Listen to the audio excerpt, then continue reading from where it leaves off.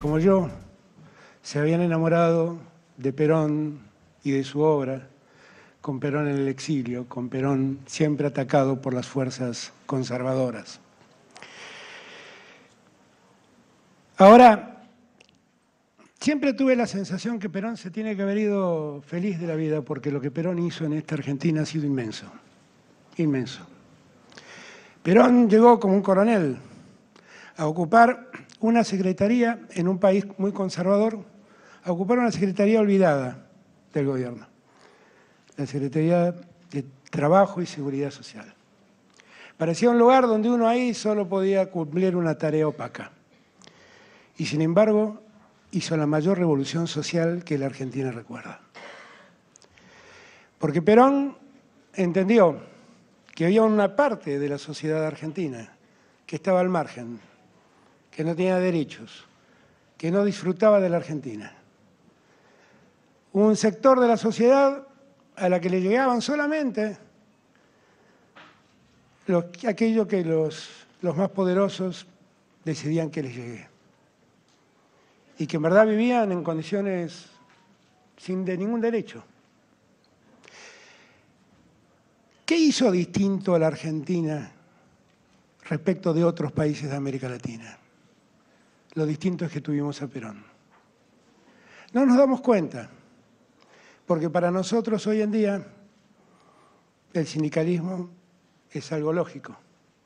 Sindicalizarse es algo lógico. Hoy en día tener un trabajo formal con protección para los trabajadores es algo lógico. Poder gozar de licencias por enfermedad es algo lógico. Poder gozar de vacaciones pagas es algo lógico. Poder jubilarse es algo lógico. Pero nada de eso existía antes de que Perón llegara. Dense cuenta de lo que significó Perón para la sociedad argentina. Fue un antes y un después. Tuvo una compañera increíble, que fue Eva, que fue un motor enorme en esos gobiernos de Perón, hasta que lamentablemente una enfermedad se la llevó entre nosotros. Pero yo siempre rescato un dato de Evita, que no sé si todos tenemos presente. Evita asomó en el escenario público allá en el 45, con Perón. Era la negrita, como Perón le decía. Ahora, Evita solo estuvo en el escenario público 7 años de la vida política de la Argentina. Y 7 años la convirtieron en la mujer más amada del pueblo argentino.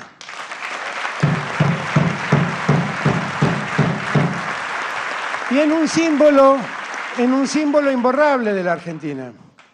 Hasta óperas en Broadway hicieron con su nombre. No las mejores historias, pero hasta su nombre trascendió las fronteras del país de ese modo.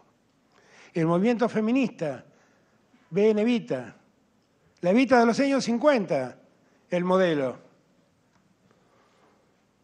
Eso fue el peronismo. El peronismo fue el que también se ocupó de otras cosas aparte de los trabajadores. Se ocupó, por ejemplo, de que la salud y la educación llegue a cada uno y a cada una de las argentinas. Y entonces impulsó la educación pública, impulsó la salud pública como nadie lo hizo en América Latina, con la presencia de un hombre que se llamó Ramón Carrillo, al que hasta el día de hoy recordamos.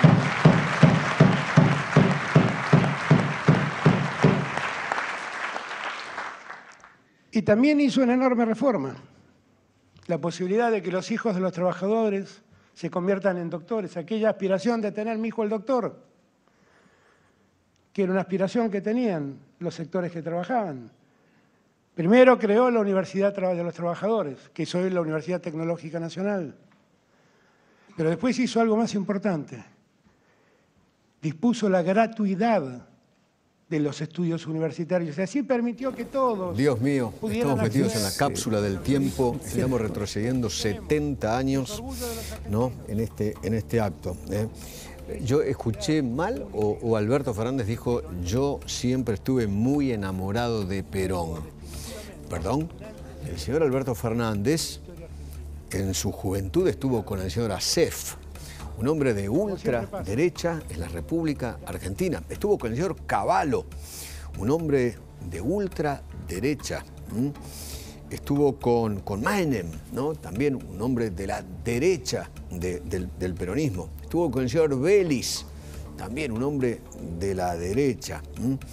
Pero bueno, qué sé yo, ahora parece que de repente dice que es un enamorado de Perón. Bueno, y después empezó a relatar esto de Perón le dio al pueblo los que sectores de la sociedad le negaron. La mayor revolución social en sí, y los derechos, le dio los derechos a los trabajadores. Algunas de las mentiras peronistas, solamente para relatar algunas de las mentiras peronistas. La número 1, el descanso dominical lo implementó el gobierno de Roca en 1905, no fue Perón.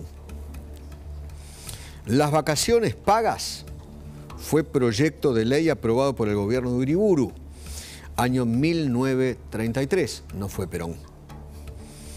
La jornada laboral de 8 horas fue puesta en marcha en el gobierno de Irigoyen, 1929, no fue Perón. La primera ley de jubilaciones fue creada por Alvear, año 1924, no fue Perón. La primera ley de protección del trabajo de la mujer y niños fue del socialismo en 1905 en el gobierno de Figueroa Alcorta, no fue Perón. La ley de accidente de trabajo fue sancionada en 1915 por Sáenz Peña, tampoco fue Perón. La primera reglamentación del trabajo a domicilio fue en 1914, durante el gobierno de Victorino de la Plaza. ¿Vieron que no fue Perón? Y las leyes de despido sin causa, protección a la maternidad, fueron sancionadas en 1933 por Uriburu. Tampoco fue Perón. Así que mucho antes de Perón ya había gobiernos que se ocupaban justamente de los derechos del pueblo y de la gente. Bueno, Diego, no sé si estás ahí. ¿Estás?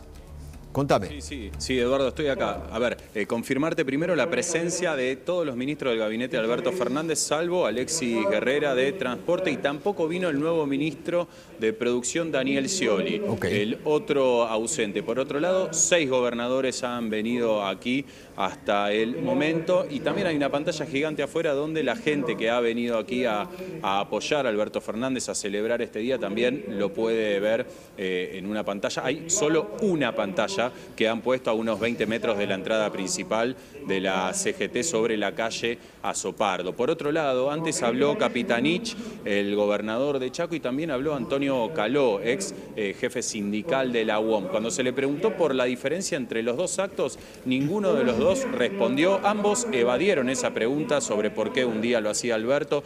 De hecho, Antonio Caló dijo que Alberto Fernández estaba viniendo aquí a la CGT, a la casa de Perón, algo que Cristina obviamente no va a hacer, ya que va a tener su acto mañana, pero ambos evitaron hablar, que fueron los únicos que hablaron con la prensa sobre el porqué de estos dos actos distintos. Y por otro lado, Caló dijo que las diferencias que hay en el Frente de Todos entre Alberto y Cristina se tienen que resolver puertas adentro. Ok, gracias, después vuelvo con vos, Hasta luego, hasta luego.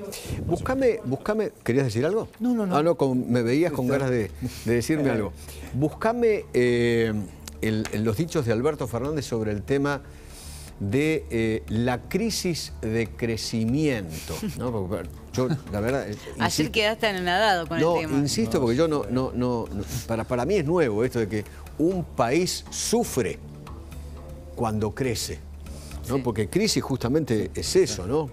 No hay nada como una buena recesión. Sufrimiento. Absolutamente. Es raro. Pero bueno, lo dijo así. Un montón de agoreros que, como bien contaba recién Ricardo, solo siembran desaliento y no cuentan la verdad. ¿Tenemos un problema con los dólares? Sí, tenemos un problema con los dólares. ¿Saben por qué? Porque crecemos mucho y necesitamos dólares para poder importar insumos. Y es tanto lo que crecemos que aunque tenemos récord de exportación, no nos alcanzan los dólares por la cantidad de insumos que tenemos que importar para seguir produciendo. ¿Qué tenemos? Una crisis de crecimiento. Fausto Espotorno, uno de los